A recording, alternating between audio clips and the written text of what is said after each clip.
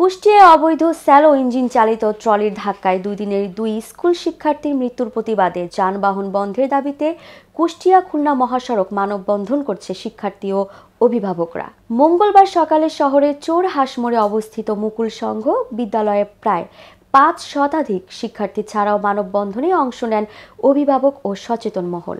নিরাপদ সড়ক চাই ও বাংলাদেশ জাতীয় মানবাধিকার সমিতি কুষ্টিয়া শাখা অবৈধ যানবাহনের বিরুদ্ধে এই মানববন্ধনের বিষয়ে কুষ্টিয়া সদর উপজেলা নির্বাহী কর্মকর্তা পার্থ প্রতিমশীল বলেন, এসব অবৈধ যানবাহনের বিরুদ্ধে ইতিমধ্যে কঠোর অভিযান শুরু হয়েছে।